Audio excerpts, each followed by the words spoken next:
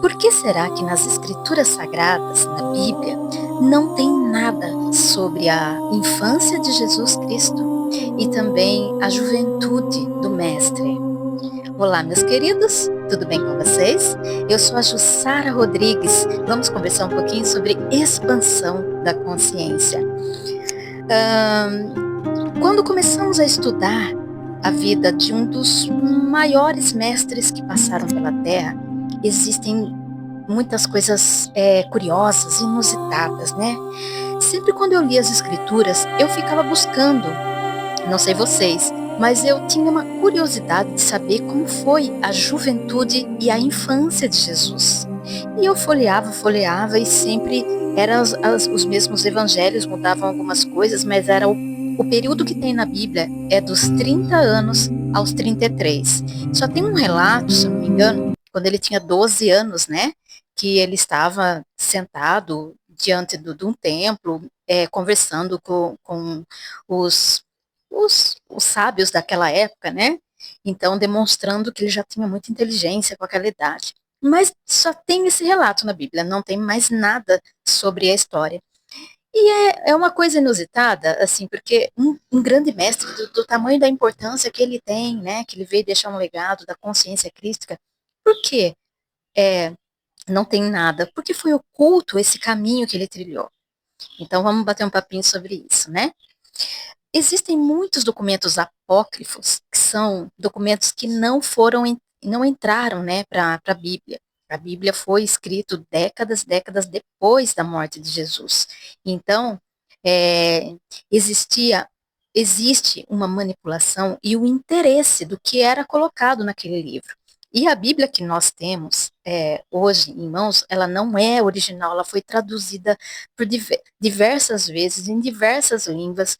Então, essa nem é a versão original que foi traduzida da época, ela foi passada por várias culturas diferentes até chegar à Bíblia que hoje nós temos. E vale lembrar que aqui eu não estou fazendo nenhuma apologia contra a Bíblia, né?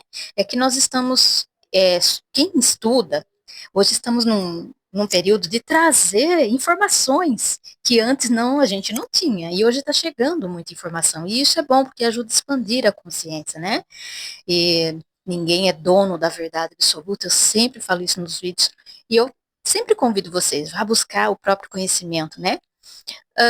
Jesus, é, quando ele ainda era muito jovem, na infância ele foi uma criança normal, brincava, ele foi um humano, um ser humano normal, até despertar o interesse pela espiritualidade. Ele sabia, ele tinha já a essência dele. Jesus nasceu sem karmas, né? Ele não tinha, não veio aqui para cumprir karmas, ele veio trazer, veio em missão, deixar um legado para a humanidade, né? Que é o caminho do despertar da consciência crística, que o reino de Deus está dentro de vós, né? Era o que ele dizia. Só que assim, ele ele passou por um processo de despertar da consciência. Ele foi um jovem comum, gostava de mulheres, gostava de festas, ele saía, até chegar ter o chamado para espiritualidade. Jesus, em alguns apócrifos que foram encontrados, por exemplo, o Evangelho de Tomé, que não entrou para a Bíblia, né? Existem muitos relatos de que Jesus viajou e estudou. Ele foi buscar desenvolver ainda mais, ele foi buscar o seu despertar, a sua missão, ele foi se preparar para a missão maior dele, que foi depois dos 30 aos 33 anos. Então ele teve uma preparação antes. Ele viajou para o Egito. No Egito ele foi iniciado, ele estudou com grandes sábios, aprendeu a cura através da energia e estudou as pirâmides, né, tudo o que acontecia, o que realmente era tudo aquilo. Naquela época, as viagens eram longas e muito cansativas. Jesus viajou ou de carroça ou de navio, e também uma das formas de viajar era a pé, e também com os animais, montado em animais, mas eram viagens consideradas mais longas e mais cansativas, né? E Jesus também percorreu a Pérsia, onde ele estudou sobre magia, fogo, a terra, né, as energias. Ele também passou pela Índia, onde estudou a meditação, todo o legado que Siddhartha Gautama, nasceu 500 anos antes de Jesus. Então ele tinha deixado, já trilhado o caminho da meditação, que era a busca interior. Se você pegar os textos e a pregação de Buda, né, Siddhartha Gautama, que nasceu na Índia, né? Se você pegar os dois e comparar um texto com o outro, vocês vão ver que eles têm uma semelhança, assim, que todos eles fazem você voltar para dentro, buscar a iluminação dentro de você mesmo. E para a igreja, na época, ela queria deixar uma religião, né? Queria deixar a humanidade buscar um Deus fora dela. Então, muitos documentos não foram entrados na Bíblia, porque tinha um interesse de que as pessoas esperassem a vinda de um Salvador, né? Que não importa quantos pecados a gente tivesse, Jesus ia vir do nada e salvar a gente, né? E não é bem assim que acontece, né? A consciência crística é desperta dentro de cada um de nós, é preciso uma busca, um caminho espiritual, né? Muitos de nós somos chamados a esse despertar hoje. E hoje estamos trilhando o caminho que o grande mestre nos ensinou, que é buscando conhecimento, é fazendo, né? Não sendo dependente de nenhuma religião, nenhum dogma, nenhum amuleto curador, nada fora de você. Então, o mestre interno está dentro de cada um de nós.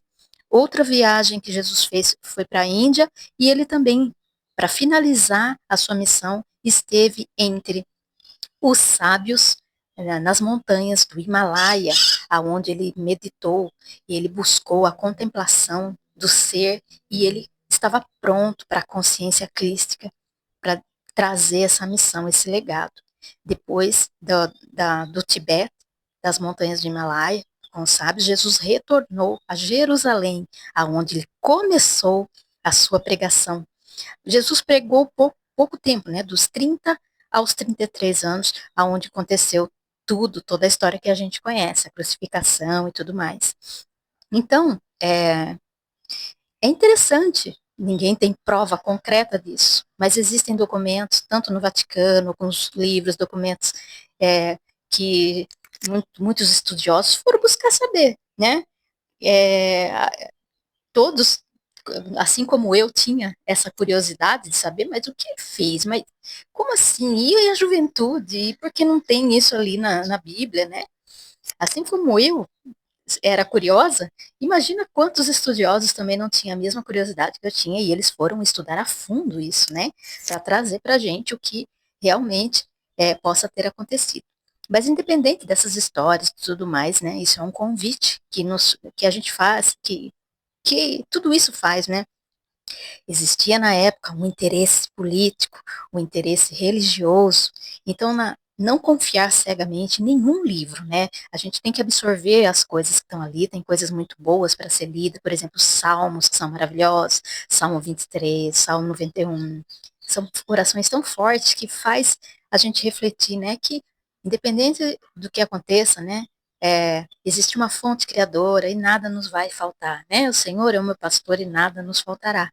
Significa que a fonte criadora provê tudo o que precisamos. Então, precisamos nos alinhar com essa fé, com essa força dentro de nós. E é isso que eu queria trazer para vocês. Hoje está tendo um pôr do sol aqui, gente, bem na minha janela, e tá um solzinho aí, não sei como vai ficar o vídeo. Mas o que eu queria trazer para vocês é isso, um pouquinho trazendo um pouquinho dos conhecimentos que estão chegando hoje até nós, isso é muito bom, muito gratificante, né? Vem nos mostrar, não, Jesus teve uma infância, teve uma juventude, teve uma história, ele foi buscar, né, iluminação, ele não nasceu, ele nasceu já iluminado, né, com muita consciência, muita sabedoria, mas ele teve que desenvolver isso. Isso significa o quê? Que todos que encarnam aqui na Terra, nesse plano denso de terceira dimensão, passa por esses problemas humanos que nós temos, né? A, a limitação do corpo físico, e é tudo preciso ser feito um desenvolvimento. Então, o despertar da consciência é isso, né? A gente tem que buscar despertar a nossa consciência através de conhecimento, meditação, voltar para dentro. Jesus era um mestre que ele se expandia, ele tinha consciência expandida. Então, esse é o convite para nós. Vamos expandir a consciência. Gente, até o próximo vídeo. Beijo no coração. Namastê.